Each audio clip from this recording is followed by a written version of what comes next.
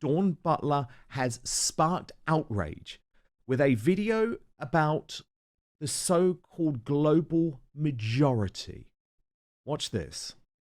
Wanted to see me broken, head bowed and tears in my eyes. More fool you didn't realize, but my strength is powered by your lies. You are the wrong one, the violent one, the weird one, whereas I am the chosen one, because I am of the first ones. You see this skin I'm in, this beautiful mahogany brown, this skin you don't like, I believe. So why you try so hard to achieve by burning yourself in the sun? For me, there's no need, because I am the chosen one, for I am of the first ones. I know I'm black and beautiful, an African freedom fighter. My skin is my protection, and you, my friend, don't matter, because I am the chosen one, for I am of the first ones. You created a structure that made you seem great, when the simple reality is, it is all fake, because I am the chosen one, for I am of the first one. So you wanted to see me broken, head bowed and tears in my eyes. More for you haven't realized. My strength is despite your lies. Calvin Robinson, is that racist? Because if we replaced the word black there with white, don't you have a feeling that we'd be strung up, cancelled, probably arrested, maybe put on the Prevent Terrorism program? Absolutely. That was the first time I've seen that, because Dawn Butler blocked me on Twitter, believe it or not, when she was my parliamentary representative. That's how much these people care about the people they're supposed to represent. That is black superiority. That's black supremacy, which she's preaching there. But it's really, really strange, because it's not even English politics. She's talking about American politics. In fact, she's even showing Kamala Harris in the video. This American race politics that she's addressing. It's critical race theory. It has no place in English Parliament. What is she doing? What's all this about? I am the chosen one. Is she calling herself the Messiah? And she's saying the first race and stuff like that. I mean, there are scientific theories that the human race started in Africa. There are also scientific theories that the human race started elsewhere. This kind of the first race is very strange to hang on to, especially for someone who claims to believe in diversity and claims to want to live in a multi-ethnic, multicultural society. To claim superiority at the same time as that, when she is not the native indigenous race, is very, very aggressive and strange. She called herself an African freedom fighter. Love, go to Africa and fight for freedom then. What are you doing in British politics? I don't understand. No, indeed. And it's really interesting in terms of how you look at this, because Patrick O'Flynn is furious that the BBC isn't covering it as a story, which I think is a really good point. He said, according to the BBC, this black supremacist rant from a sitting MP of the government party isn't a story. Remember, folks, story selection is the biggest bias of all. And he is correct on that, isn't he? Oh, absolutely. Story selection is what we were talking about earlier. They censor news by not addressing it in the first place. But also, there's this massive bias. It's absolutely right. If the word black was replaced with white in this poetry or whatever it is that she's done, I mean, first of all, that's cringe. Why is an MP standing up there with, is it rap or I don't even know. But if you replace the word black with white, it would be seen as white superiority. Therefore, it is racist and it should be addressed as such. And a member of parliament putting out racist content should be headline news, but of course it isn't, because it's who is doing it. It's not even about what race she is. It doesn't matter that she's black that she's doing it. It's because she's left wing and she's doing it. I had an article in the newspaper this morning. I think it was in the Independent, when they covered that my case against Professor Kehinde Andrews has been dropped. And in the headline, they said something about, this is the guy that called me a house Negro, but they censored out the word Negro in the same article that they're saying that this word is inoffensive. If it's an inoffensive word and the police don't want to do anything about it and the media are calling it inoffensive, why censor it? Why not just put the word house Negro? Because we know it's offensive, along with Uncle Tom and Coon and all the other things that he called me. Like, there's a massive bias in our media, left-wing bias, and anyone on the left can get away with whatever they want. But the moment anyone on the right does it, they're arrested, they're castigated, they're cancelled. Like, we've got to find a way to fight back against this. We really do. Yeah, well, Melanie McDonough in The Spectator wrote on this. What I think she is saying is that because human civilization originated in Africa and her own ethnic origins are Again, African, theory, more not a recently fact. Jamaican, she is a cut above the rest of us. Yeah, I mean, it's disgusting. I don't think she's a cut above the rest of us for lots of reasons. I don't think she's the smartest parliamentarian we have. But the fact that she thinks because of her race that makes her superior to everyone else, well, again, she's not the native indigenous race of Great Britain, and she's serving in the United Kingdom Parliament. Therefore, that's just rude against her host country. If she genuinely thinks that the African race is superior, then go and live on the African continent. But of course, she's not even from Africa. Her family are from the Caribbean. So what? It's all stupid. It's very foolish. And bringing this divisive race politics to the United Kingdom is only going to tear people apart and tear the country apart. None of it's positive. None of it's helpful. What is she doing it for, other than to kind of latch onto celebrity culture and try and make a name for herself? Well, I just think, imagine, Kelvin, if I were to talk about how it's great that the UK is a white majority country. The hypocrisy, all of this always comes down to hypocrisy. But first, it's the best time of year. Football is back. We're talking Premier League in the UK and in the US, NFL Sundays and college football Saturdays. With that, the glorious kind of fantasy football lineups is back too. So it's where your inner manager comes alive, setting the perfect fantasy roster, screaming at your TV and making last-minute waiver moves that either make you a hero or the guy everyone ridicules in the group chat. But listen, while you're over here making sure your fantasy team is dialed in, don't let your personal grooming become the guy that gets left on the bench, because let's be honest, nobody wants to fumble their grooming routine. So that's where Manscaped's Performance Package 5.0 Ultra comes in, acting as your all-in-one grooming playbook. From keeping things sharp down below with the Lawnmower 5.0 Ultra to taking care of those rogue ear and nose hairs with the Weed Whacker 2.0, this is the lineup that'll keep you looking and feeling like a champ on and off the field.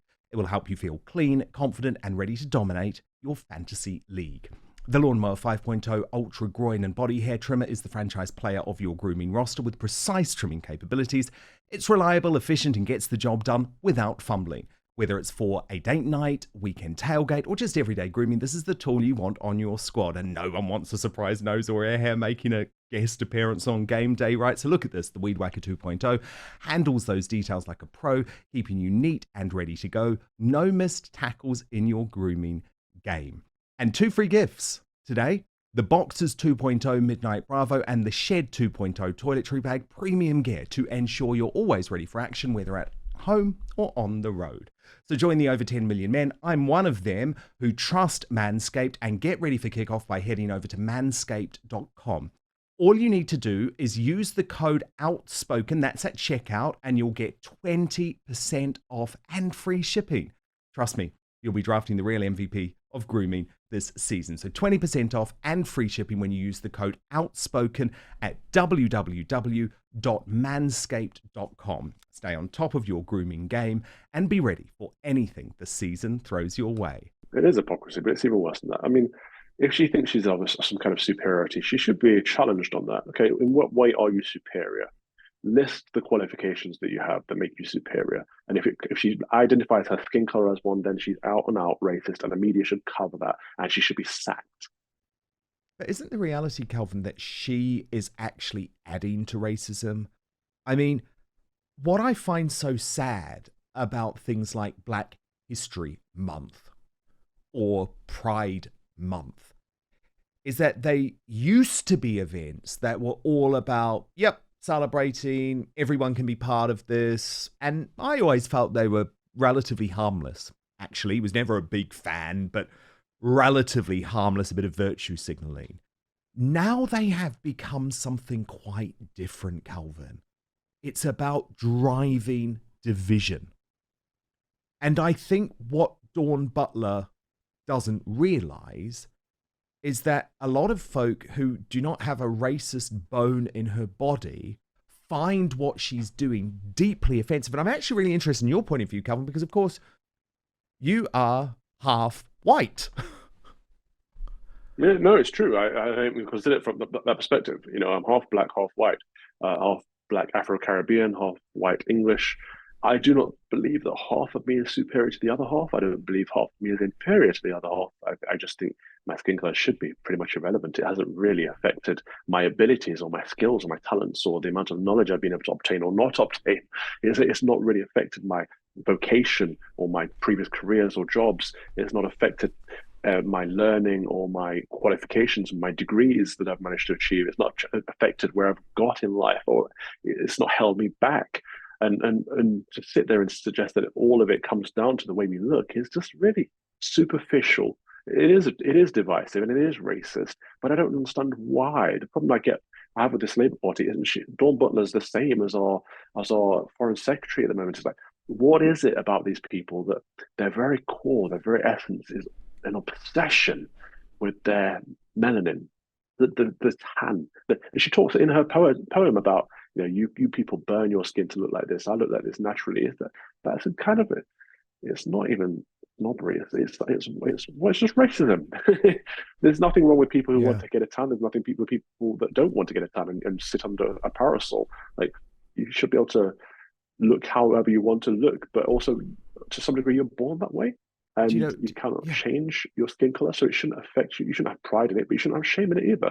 But these Yes. people that do, like Dawn Butler, that do have pride in it, they are stirring and stoking racism in a country that hasn't really had a major problem with racism in a long, long time. No, and we're not a systemically racist country. Of course, there is racism, just like there is any form of prejudice in society against a whole load of people. But this is not a systemically racist country. But do you know the thing that I think more than anything, Calvin? I'm pretty sure you're going to agree with me on this, actually. Aren't these hard leftists just the biggest bores in the world? Like, I would absolutely hate my entire being to be connected to some sort of characteristic about me, like my sexuality. Who cares? It's so dull. And I don't care anymore if people call me racist for saying this. I believe in a colorblind society. That is how I was brought up. Martin Luther King Jr., John Lennon. And so actually, I don't even view you as a black woman, Dawn Butler. I view you as a British woman and a human being. And I'm sorry if that offends you. I don't care anymore because I just find it so dull. I find it so I'm dull. so with you. Talk about something else. Talk about something else for once. This is the difference between the right and the left. On the right, we tend to see each other as people. On the left, they see us as labels and categories. I get this a lot. So from both sides, I get this from the lefties who say, Father Calvin, how can you be friends with Dan Wootton? You hate gay people. I get it from people on the right who say, how can you be friends with Dan Wootton? He's gay. That's wrong. Like, no, Dan's a friend. I love Dan Wootton as a friend. He happens to be homosexual. That's one of his many things about him. Yeah. But it's not him. It's not his identity. It's he's Dan probably Wootton, right? one And- of the and it's least just- interesting things about me, I hope you would think, Calvin. Right. I mean, it's not like every time we meet, we have a discussion about your sex habits. It's like, why would we? It's a weird thing to do. Why do people make their sexuality their very core of their being? But it's the same with race. Yep. I wouldn't suspect that you think, oh, Calvin's my mixed race friend or my black friend No. or whatever. I'm just Calvin. I'm just your friend. But why do people want to make the immutable characteristics and the personality traits the very identity of the person? It's just sad. It's so superficial and empty. People are so much deeper than that. Yeah. But this is all this government is about, Calvin. It's like, I am meant to forgive Rachel Thieves for being an incompetent drone Bank of England plant as Chancellor of the Exchequer because she's a woman. She seems to think that's all that matters. I don't give a damn. You're going to bankrupt the country. So yes, you're right. This happens on the left in all sorts of ways. But you have to admit, Dawn Butler's poem was bad as well. I mean, oh, it's awful. And she's you know what? she's not this is happening over here as well, Calvin. Dan. Dawn Butler's not a clever woman, bless her. And like I say, for her to block me whilst I was her constituent, I find that offensive. Actually, she should be there to help me in my parish. Yes, she should. wouldn't. But She should we're seeing actually it out here. When I was just in going to the say, States, because I've people are got saying you should sorry, elect- Calvin. Sorry, I'll shut up. People are just saying you should elect Kamala because she's a woman, she's black, or she's Indian, whatever she identifies as today. Like, that's not a reason to elect somebody. You don't want the whole country to fall apart because you elected someone based on their immutable characteristics. Elects people based on their capabilities, on their merit, on their policies, on how they will improve your life, how they will represent you in power, in parliament or in government. Like, think, people. Stop thinking so superficially. Use your whole brain. No, I know. And I know we don't have time to go into it in lots of depth, but I stayed up for the US vice presidential debate last night. So sorry if I'm looking a little bit tired. But, oh my goodness. Did I care that it was two white straight men? No. But did I think one of those men, J.D. Vance, is a future president of the USA? Hell Oh, yes. Wasn't it brilliant? And what's so good is I actually flicked to CNN after the debate because I thought, how are they going to try and shame this guy? Because they hate him. They hate everything about J.D. Vance. And CNN, it was hilarious, Calvin. They actually said, well, you know what? If this was a normal debate, during a normal election, it might matter that J.D. Vance had won that debate. And I just thought, oh my God, you can't even say it. He was respectful. He was everything they thought he wasn't. And I just thought it was a beautiful moment. And he is a future president, I reckon, right there. Great story too. It was wonderful. It was respectful. They actually, both of them said, I agree with you on that point, but on this, you're wrong. And J.D. Vance was so polished and so well debated. Like he held his ground when the horrible anchors were trying to say, fact check on this, trying to twist a bit of editorialism in there, a bit of propagandizing in there. He held them to account and said, well, no, actually, this is why this is the way it is. And we want the moderators to ask questions, not to plug their own personal politics in. But he battered them away. He was essentially arguing against three women, and he did a great job. Oh, yeah. And when he challenged them, because they were not meant to be fact-checking, but when they started fact-checking him, they muted his microphone. I mean, look, we started to show Calvin talking about how the MSM in the UK is completely corrupt and captured, but last night the vice presidential debate showed that too. But Calvin Robinson, so good to have you, and we'll speak next week. God bless. See you soon. Thank you, Calvin. Thank you so much for watching Dan Wootton Outspoken. Please click on my face just to the bottom left to subscribe to this brand new independent news source and turn on the notification bell so you'll be alerted to our brand new live shows, uncancelled interviews, and special royal episodes. Outspoken is also now available as a podcast, so you can listen to the show every weekday on the go, wherever you are. You can subscribe on Spotify, Apple Podcasts, or wherever you get your podcasts, and I've put some of the links in the show notes below this video. Keep watching our Outspoken clips to support this independent news venture with no spin, no bias, and no censorship, unlike the MSM. Most importantly, I promise to keep fighting for you.